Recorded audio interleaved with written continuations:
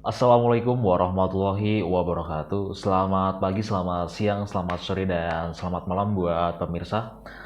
Perkenalkan kami dari kelompok satu akan mempresentasikan tentang sistem pajak penghasilan Indonesia. Yang dimana kelompok satu beranggotakan yang pertama adalah Aditya Damar Aji Yuda, yang kedua adalah saya sendiri, Yantoni Prima, dan juga Tabri dan juga ada Rangga Dikdaya. Kelompok satu akan mempresentasikan tentang sistem pajak penghasilan Indonesia, di mana nanti ada beberapa yang akan kami jelaskan kepada teman-teman semua, yaitu apa tentang pengertian dan juga yang lain-lainnya. Selanjutnya akan dijelaskan oleh teman-teman kami. Pajak penghasilan. Pajak penghasilan atau PPh merupakan pajak yang dibebankan atas suatu penghasilan yang diterima oleh wajib pajak, baik yang berasal dari Indonesia maupun dari luar negeri.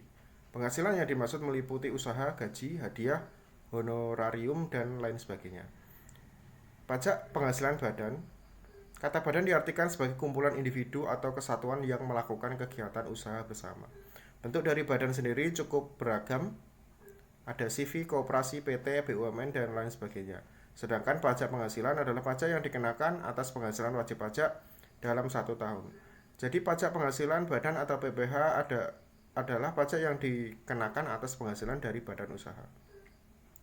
Pajak penghasilan atau PPh pasal 21, pasal ini mengatur pemotongan penghasilan karyawan setiap bulan secara langsung oleh pihak perusahaan dan kemudian disetorkan ke negara. Hanya karyawan dengan gaji di atas 4,5 juta yang akan dikenakan pajak sesuai pasal ini. Pajak penghasilan atau PPh pasal 22, pasal ini mengatur pajak yang dikenakan pada badan usaha di bidang ekspor, impor, penjualan barang mewah, dan juga reimpor. Penghitungan dari PPh badan pasal ini cukup rumit karena terdiri dari banyak ketentuan. PPh pasal 23 mengatur pajak yang dikenakan atas transaksi antara dua pihak seperti pembagian keuntungan. PPh pasal 25 berisi mekanisme angsuran pembayaran pajak penghasilan terutang. Lalu PPh pasal 29 di mana dalam periode 1 tahun nominal atau jumlah isinya mengenai pajak terutang suatu badan usaha. Bentuk usaha tetap atau BUT adalah sebuah bentuk badan usaha tetap yang dipergunakan subjek pajak luar negeri non-resident taxpayer, baik orang pribadi, nature person atau badan legal person untuk menjalankan usaha atau melakukan kegiatan di Indonesia. Jenis-jenis bentuk usaha tetap: 1. Perusahaan cabang, 2. Bangunan perusahaan, 3. Bangunan pabrik. Pengaturan pajak terkait bentuk badan usaha tetap. 1. Aturan atribusi. Penghasilan dari bentuk usaha tetap perusahaan tersebut adalah perusahaan asing di Indonesia yang memperoleh penghasilan dan kegiatan usahanya di Indonesia. 2. Koneksi yang efektif. Kondisi ini jika perusahaan menerima penghasilan pasif, bisa berupa royalti atau pendapatan bunga dari kegiatan untuk usaha tetapnya di Indonesia. 3. Daya tarik. Pendapatan perusahaan asing di Indonesia merupakan seluruh pendapatan yang termasuk dari kegiatan usaha sejenis maupun kegiatan usaha kantor pusat. Maka dari itu, selanjutnya ada pajak penghasilan orang pribadi.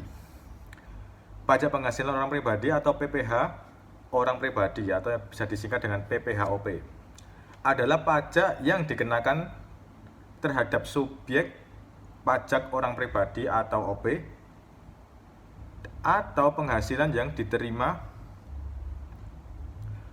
atau diperoleh dalam tahun pajak maupun bagian tahun pajak, seperti itu.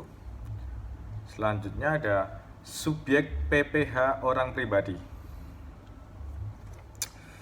Menurut Undang-Undang Cipta Kerja Nomor 11 Tahun 2020, subjek PPh orang pribadi dalam negeri adalah WP orang pribadi yang merupakan negara Indonesia atau WNI, atau bisa juga warga negara asing atau bisa disingkat dengan WNA.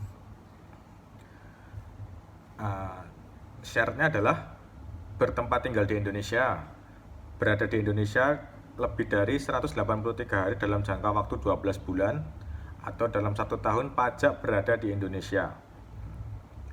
Selanjutnya ada subjek PPh orang pribadi, masih sesuai UU Cipta Kerja, sedangkan subjek PPh orang pribadi itu subjek PPh orang pribadi luar negeri itu atau WP orang pribadi yang syaratnya adalah orang pribadi yang tidak bertempat tinggal di Indonesia. WNA yang berada di Indonesia tidak lebih dari 183 hari dalam jangka waktu 12 bulan. Ada juga WNI yang berada di luar Indonesia lebih dari 183 hari dalam jangka waktu 12 bulan serta memenuhi persyaratannya.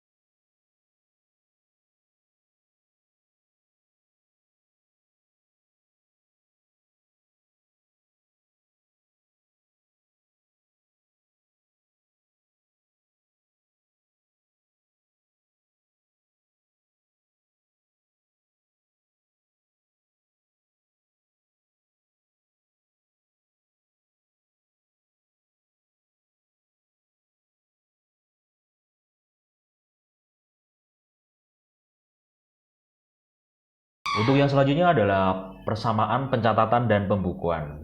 Pada dasarnya, penyelenggaraan pembukuan dan pencatatan ini ditujukan agar membantu wajib pajak dalam memenuhi kewajiban perpajakannya dengan mudah.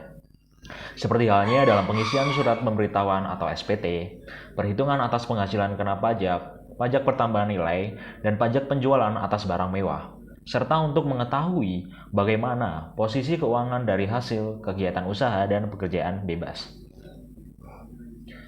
Perbedaan pencatatan dan pembukuan. Nah, ini ada sebuah wajib pajak yang menyelenggarakan pembukuan, yaitu merupakan wajib pajak orang pribadi yang melakukan kegiatan usaha ataupun pekerjaan bebas, kecuali pajak orang pribadi yang memiliki bruto atau omset kurang dari 4,8 miliar rupiah dalam 1 tahun. Perbedaan pencatatan dan pembukuan. Wajib pajak yang menyelenggarakan pencatatan merupakan wajib pajak orang pribadi yang melakukan suatu kegiatan usaha atau pekerjaan bebas dengan peredaran bruto kurang dari 4,8 miliar dalam 1 tahun, dapat menggunakan norma penghitungan penghasilan neto (NPPN) dalam menghitung penghasilan neto dengan syarat harus memberitahukan ke Direktorat Jenderal Pajak dalam jangka waktu 3 bulan pertama dari tahun pajak yang bersangkutan. Merupakan wajib pajak orang pribadi yang tidak melakukan kegiatan usaha atau pekerjaan bebas. Terima kasih, cukup sekian presentasi dari kelompok 1. Semoga ilmu yang kami persembahkan untuk teman-teman semua sangat bermanfaat. Kami juga memohon maaf jika ada kesalahan kata dan juga penyampaian materi untuk teman-teman semua.